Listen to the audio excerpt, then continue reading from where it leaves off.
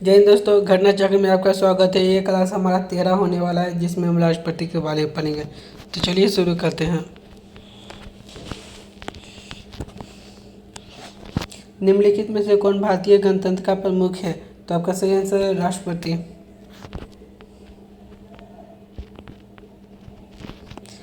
भारतीय संविधान के अनुसार निम्न में से कौन सा राज्य प्रमुख होता है? तो राष्ट्रपति।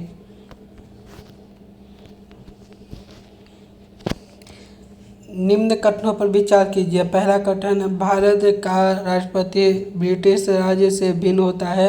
तो आपका पहला सही है।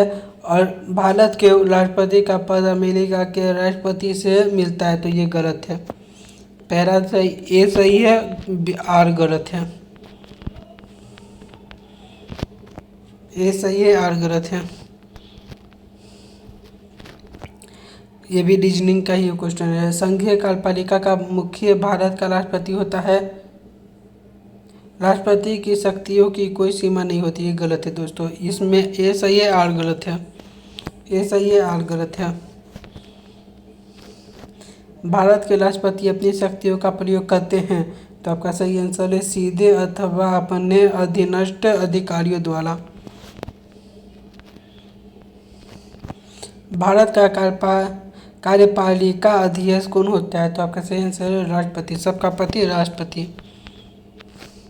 भारत के संविधान के अनुसार केंद्र की कार्यपालिका शक्ति निहित होती है, किसमें होती है? राष्ट्रपति में निहित होती है। संविधान के निम्नलिखित अनुच्छेद में से किस एक के अंतर्गत संघ की कार्यपालिका शक्ति राष्ट्रपति में निहित होती है? तो सही आंसर है 53। यदि वीडियो पसंद आए तो एक छोटा सा सब्सक्राइब कीजिएगा, छोटा सा एक लाइक भी कीजिएगा और कमेंट में आंसर बताइएगा। भारतीय संविधान में समस्त कार्यपालिका शक्ति निहित होती है, तो राष्ट्रपति। भारतीय संविधान में केंद्रीय सरकार की अधिशासित शक्तियों को किसमें निहित कर किया गया है? तो भारत के राष्ट्रपति में। ये रीजनिंग का क्वेश्चन है दोस्तों, इसमें आपको बताना है कि कौन सही है कौन गलत है। पहला है, संविधान संघ की कार्यपालिका शक्ति भारत के राष्ट्रपति में निहित होती है, एकदम सही है दोस्तों। भारत का राष्ट्रपति राज्य का संवैधानिक प्रमुख होता है, ये भी सही है दोस्तों। दोनों सही है, किंतु कोई किसी का व्याख्या नहीं कर रहा है। ए और आर दोनों सत्य है, किंतु सही व्याख्या नहीं कर रहा है। नेक्स्ट देखते हैं। यह भी रीजनिंग का है दोस्तों, कूट का प्रयोग कीजिए। संघ की कार्यपालिका शक्ति भारत के राष्ट्रपति में निहित होती है, सही है दोस्तों। कार्यपालिका शक्तियाँ सरकार का व्यवसायिक चलाने से संबंधित है, ये भी सही है दोस्तों, किंतु व्याख्या नहीं कर रहा है। ए और आर दोनों सही है, किंतु आर ए की सही स्पष्टीकरण नहीं कर रही है। रीजनिंग का क्वेश्चन, रक्षा बल का सर्वोच्च कमांडर राष्ट्रपति होता है, ये सही है दोस्तों। प्रधान सेनापति की हैसियत से राष्ट्रपति की शक्ति विधायी नियंत्रण से स्वतंत्र है, यह भी सही है दोस्तों। दोनों सही है, किंतु आर की सही स्पष्टीकरण नहीं कर रही है। यह सही है, किंतु आर गलत है दोस्तों। वह राष्ट्र का प्रतिनिधित्व करता है, परंतु राष्ट्र का नेतृत्व नहीं। यह उक्ति निम्न में से किस पर लागू होती है? तो राष्ट्रपति पर लागू होती है। यदि वीडियो पसंद आए तो सब्सक्राइब कीजिएगा दोस्तों। भारत में राष्ट्रपति का निर्वाचन किस प्रकार होता है? तो आपका सही आंसर अप्रत्यक्ष मतदान से होता है। प्रधानमंत्री का प्रत्यक्ष मतदान से होता है। कूट का प्रयोग करना है दोस्तों, रीजनिंग का क्वेश्चन है। बोल रहा है भारत का राष्ट्रपति अप्रत्यक्ष निर्वाचन से चुना जाता है, एकदम सही है दोस्तों।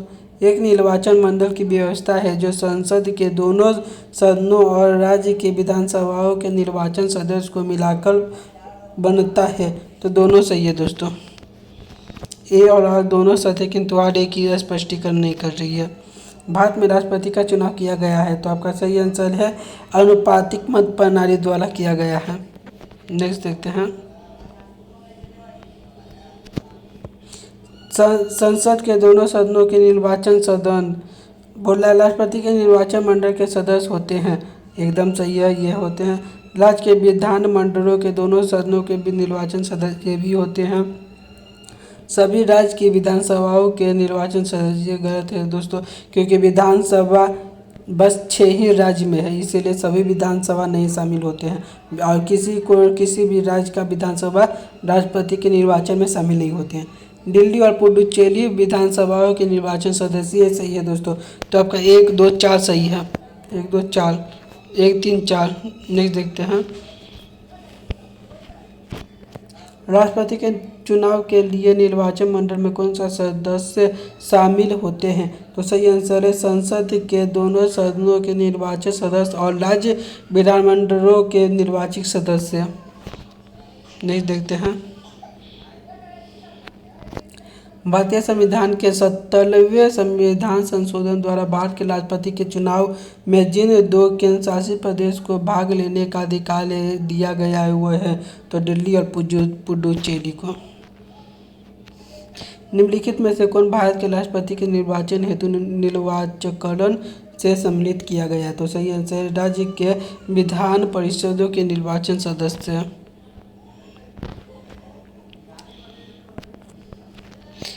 निम्नलिखित में से कौन राष्ट्रपति के निर्वाचन हेतु निर्वाचित गण के सदस्य चुने जाते हैं? इसका कूट का प्रयोग करना है। संसद के दोनों सदनों के सभी सदस्य सही है दोस्तों। राज्य के विधानसभा के सभी निर्वाचित सदस्य, विधानसभा बोल रहा है तो ये भी सही है दोस्तों। संसद राज्य के क्षेत्र विधानसभाओं के सभी निर्वाचित सदस्य भी सही है। सभी राज्यपाल तथा उपराष्ट्रपति गलत है दोस्तों। 1 2 3 होगा दोस्तों और चौथा गलत है। 1 2 3 या सी। नेक्स्ट देखते हैं,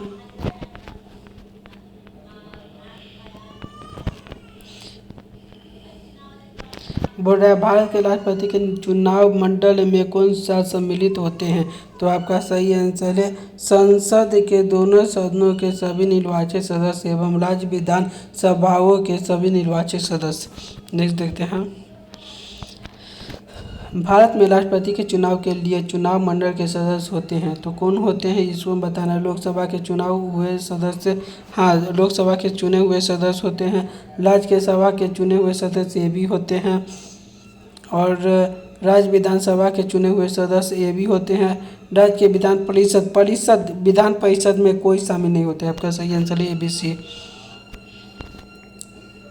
भारत के राष्ट्रपति चुने जाते हैं तो किस प्रकार से? तो आपका सही आंसर है D, राज्यसभा, लोकसभा और राज्यों की विधानसभाओं के निर्वाचन सदस्य द्वारा।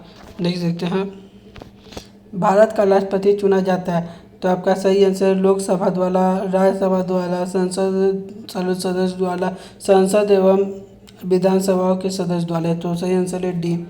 नेक्स्ट देखते हैं,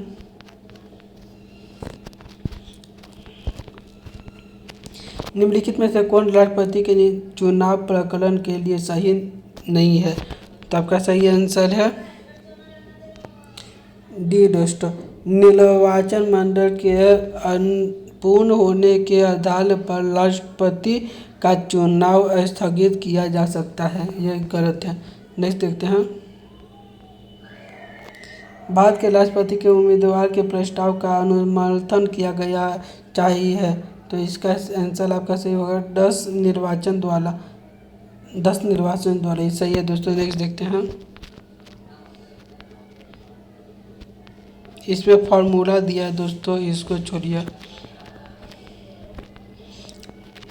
बोल रहा है भारत के राष्ट्रपति के निर्वाचन के संदर्भ में निम्नलिखित कथनों पर विचार कीजिए। प्रत्येक MLA के वोट का मूल्य अलग अलग राज्य में अलग अलग होता है, एकदम सही है दोस्तों। लोकसभा के सदस्य के वोट का मूल्य राज्यसभा के सदस्य के वोट का मूल्य से अधिक होता है तो ये गलत है दोस्तों। तो आपका सही आंसर है केवल A, B गलत था। नेक्स्ट देखते हैं, इसको छोड़िए दोस्तों, बहुत लंबा क्वेश्चन है, बहुत आपका टाइम मर जाएगा इसमें और आपके पास इतना टाइम भी नहीं है। ये सब क्वेश्चन ऐसे नहीं पूछा जाएगा इतना बड़ा। 2022 के राष्ट्रपति के निर्वाचन में राजस्थान विधानसभा के प्रत्येक सदस्य मत मूल्य था तो आपका सही आंसर है 129। राष्ट्रपति के निर्वाचन में राज्य का मुख्यमंत्री मतदान करने के लिए पात्र नहीं होता है। तो सही आंसर है वह राज्य के विधानमंडल में उच्च सदन का सदस्य होना चाहिए, नहीं तो नहीं। इतना लंबा क्वेश्चन, चलिए दोस्तों ये जरूरी है क्वेश्चन, इसको देखना ही पड़ेगा। बोल रहा है भारत के राष्ट्रपति के चुनाव में राज्य के विधानसभा के प्रत्यक्ष निर्वाचन सदस्य के वोटों की संख्या उस राज्य की जनसंख्या को विधानसभा की कुल निर्वाचन सदस्य संख्या द्वारा विभाजित कर प्राप्त भागफल के 1000 के गुणकों के बराबर होती है। वर्तमान स्थिति में जनसंख्या में तात्पर्य किस वर्ष की जनगणना द्वारा तय विनिश्चित जनसंख्या से है। तो आपका सही आंसर 1971। नेक्स्ट देखते हैं, राष्ट्रपति की चुनाव प्रक्रिया के संबंध में क्या सही है। तो सही आंसर है और ऑफ दिस, इनमें से कोई नहीं बने। सॉरी दोस्तों, नेक्स्ट देखते हैं, राष्ट्रपति के उम्मीदवार के लिए क्या आवश्यक नहीं है। तो सही आंसर है पढ़ा लिखा होना नहीं चाहिए, पढ़ा लिखा है या नहीं है ये आवश्यक नहीं है। भारतीय राष्ट्रपति के विषय में निम्नलिखित तथ्यों पर विचार कीजिए। उसे भारत का जन्म नागरिक होना चाहिए, उसे 35 वर्ष की उम्र पूरी लेनी होगी, ये सही है। उसे संसद का सदस्य निर्वाचन होने की योग्यता रखनी चाहिए। तो आपका सही आंसर है 2, बाकी 1 और 3 गलत है। एक सांसद अथवा विधानसभा का सदस्य राष्ट्रपति निर्वाचन हो सकता है। तो सही आंसर है निर्वाचन होने के तुरंत उपरांत अपनी सदस्यता छोड़नी होगी। नेक्स्ट देखते हैं, भारत का राष्ट्रपति कितनी बार पुनः चुनाव के लिए पात्र हुए। अनेकों बार खड़े हो सकते हैं, इनकी कोई सीमा नहीं है, किंतु अमेरिका में बस 2 बार खड़ा हो सकता है, उससे ज़्यादा नहीं। खड़ा का मतलब गलत मत समझिएगा दोस्तों, चुनाव की बात कर रहे हैं। भारतीय संविधान का कौन सा अनुच्छेद राष्ट्रपति के पद के लिए पुनर्निर्वाचित की योग्यता निर्धारण करता है। तो सही आंसर है 57 आर्टिकल। यदि वीडियो पसंद आए तो सब्सक्राइब कीजिएगा। अगर भारत के राष्ट्रपति के चुनाव में कोई विवाद हो तो उस विवाद को सौंपा जा सकता है। तो सही आंसर है सर्वोच्च न्यायालय को, यानी सुप्रीम कोर्ट को। राष्ट्रपति 5 वर्ष तक अपने पद पर रह सकता है। तो अपने पद ग्रहण के दिन। नेक्स्ट देखते हैं, भारत के राष्ट्रपति अपना त्याग पद किसको सौंपता है। तो आपका सही आंसर है उपराष्ट्रपति को। भारत का राष्ट्रपति अपना त्याग पद किसको सौंपता है। तो ये इसका आंसर आप दीजिए, इससे पहले मैंने आपको बताया था। भारत के राष्ट्रपति को उसके पद से हटाया जा सकता है। तो संसद द्वारा। भारत के राष्ट्रपति पर महाभियोग निम्नलिखित में से किस आधार पर लाया जा सकता है। व्यावसायिक कदाचार। आपका सही आंसर है संविधान का उल्लंघन। नेक्स्ट देखते हैं, भारतीय संविधान के किस अनुच्छेद के तहत राष्ट्रपति पर महाभियोग चलाया जा सकता है। तो 365। सॉरी दोस्तों, ये तो राष्ट्रीय पाठ हो जाएगा 61।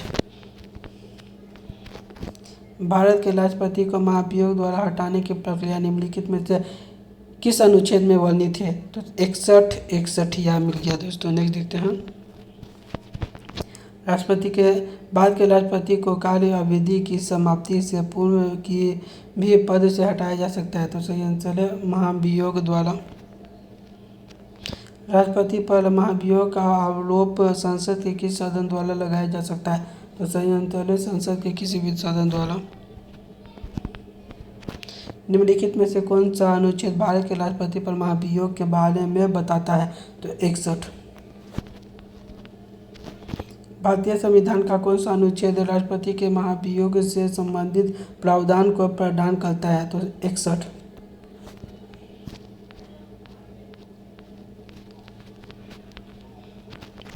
भारतीय संविधान के निम्नलिखित अनुच्छेद में से कौन सा भारतीय राष्ट्रपति के महाभियोग से संबंधित है। तो 61। निम्नलिखित में से कौन भारत के राष्ट्रपति पर महाभियोग लगाने का अधिकार किसे है। तो सही आंसर है संसद के किसी भी सदन को।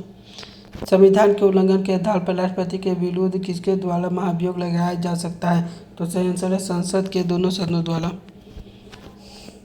राष्ट्रपति पर महाभियोग चलाने के लिए कम से कम कितने दिन पूर्व की सूचना देनी होती है? तो सही आंसर है 14 दिन का। निम्नलिखित में से कौन सा भारत के राष्ट्रपति के निर्वाचन का तो भाग है परंतु उसके महाभियोग अधिकरण का भाग नहीं है? तो सही आंसर है राज्य की विधानसभाओं का। निम्नलिखित में से कौन राष्ट्रपति के निर्वाचन मंडल के रूप में कार्य करता है लेकिन महाभियोग प्रक्रिया में भाग नहीं लेता? तो सही आंसर है राज्य की विधानसभा है। भारत के राष्ट्रपति के महाभियोग की प्रक्रिया है? तो सही आंसर है अर्ध न्यायिक प्रक्रिया। राष्ट्रपति का रिक्त स्थान भर लिया जा तो सही आंसर 6 माह में। पदासीन राष्ट्रपति की पदावधि की समाप्ति से भिन्न किसी एक मिनट रुकिएगा दोस्तों।